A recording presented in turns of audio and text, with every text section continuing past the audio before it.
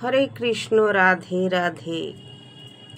গুরুদেব বলেছেন মনুষ্য জীবনই হলো শ্রেষ্ঠ জীবন, কেননা ভগবানের ঠিক নিচেই মনুষ্য। তাই এই মনুষ্য জীবন বৃথা অপব্যয় করা উচিত নয়। সেই জন্য মনুষ্য জীবন যতক্ষণ আছে ততক্ষণ ভালো কর্ম করে যাওয়া দরকার।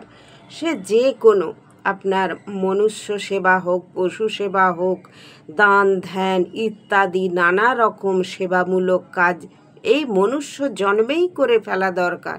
কারণ এই মনুষ্য জীবন একবার চলে গেলে আবার আমরা কর্মফলের দোষে কোন জনই প্রাপ্ত হব তা আমরা কেউ জানি না। তাই ভগবান বলেছেন যে তুমি যতক্ষণ মনুষ্য দেহ ধারণ করে আছো ততক্ষণ তুমি সুকর্ম করে যাও। কর্মের ফল তুমি চিন্তা করো না, সেটা ভগবান তোমায় দেবে, তুমি খালি কেবল কর্ম করে যাও। তো এই নিয়ে এক কাহিনী আছে, লালমনির গল্প। এক কৃষকের ক্ষেতে পাখিতে ধান খেয়ে যেত। তো সেই জন্য কৃষক কি করতেন, সে মোটা মোটা পাথরের টুকরো সুতোর আগায় বেঁধে সেই সুতো ঘুরিয়ে আর পাথরগুলোকে দূরে ছুঁড়ে ফেলে দিত। এইভাবে পাখিরা চলে যেত, পাখিরা আর কেউ আসতে পারতো না। এইভাবেই সে ক্ষেত বাঁচাতো, তার ফসল বাঁচাতো, আর পাখিদের এইভাবে সে তাড়াতো।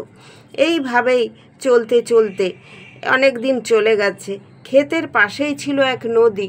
তো কৃষক ওই ক্ষেতের পাশে নদীতে যেত, তার প্রাতঃকৃত্য কাজ করতে যেত, স্নান করতো, সব কিছু করতো।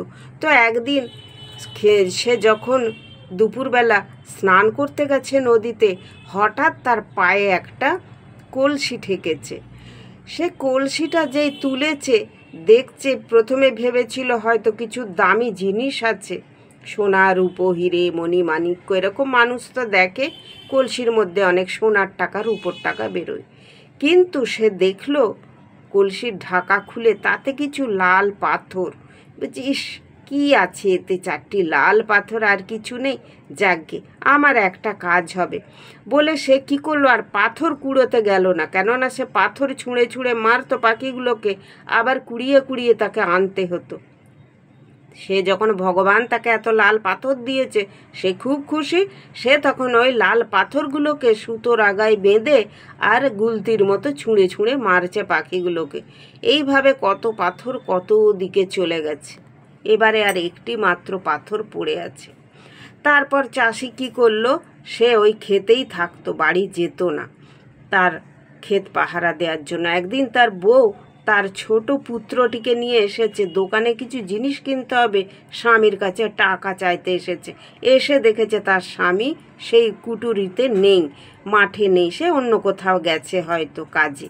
তখন তার স্ত্রী কি করবে, তার ছেলেকে বলছে, চল বাবা, তোর বাবা তো নেই, চল দেখি কি করা যায়। তার ছেলে, ছোট ছেলে, এদিক ওদিক হাতড়ে হাতড়ে দেখছে। হঠাৎ দেখতে পায় একটা হাঁড়ি, হাঁড়ির মধ্যে একটা লাল পাথর।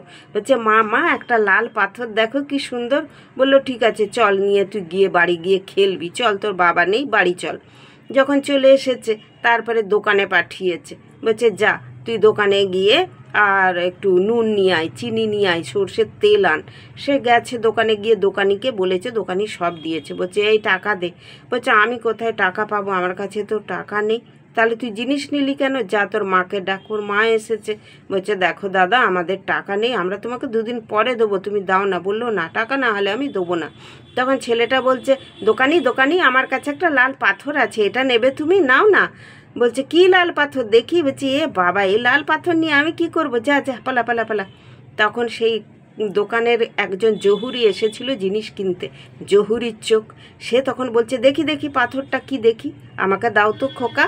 পাথরটা হাতে নিয়েছে, বলছে, বাবা, এ তো অনেক দামি পাথর, আমার কাছে 1000 টাকা আছে, আমি তোমার মাকে 1000 টাকা দিচ্ছি, আপনি আমাকে এই পাথরটা দিন, আমি আবার কালকে আপনাকে অনেক টাকা দিয়ে যাব।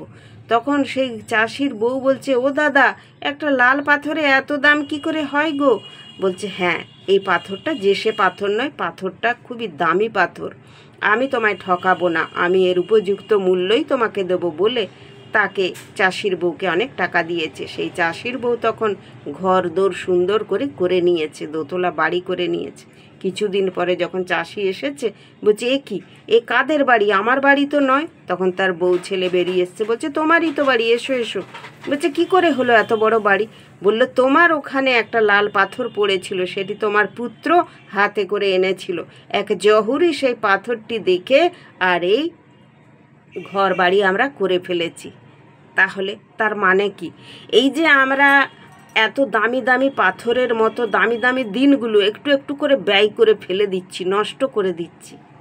ওই রকম ওই লাল পাথরটির মতো হয়তো একটি পাথর আমাদের কাছে রয়ে গেছে। সেই পাথরটা হলো ভগবত প্রেম, ঈশ্বর প্রেম। সেই ভগবত প্রেমের জন্য আমরা কিন্তু ভগবানের চরণ দর্শন করতে পারবো, ভালো কাজ করতে পারবো, ভালো কর্ম করতে পারবো। তাহলে সেই লাল পাথরটির আমাদের খোঁজ করতে হবে, সেই লাল পাথরটিকে যত্ন করে রেখে দিতে হবে, অর্থাৎ মনের মধ্যে ঈশ্বর প্রেম, ভগবত প্রেমকে রেখে দিতে হবে এবং তাকে খুব সুন্দর করে আর বাঁচিয়ে রাখতে হবে।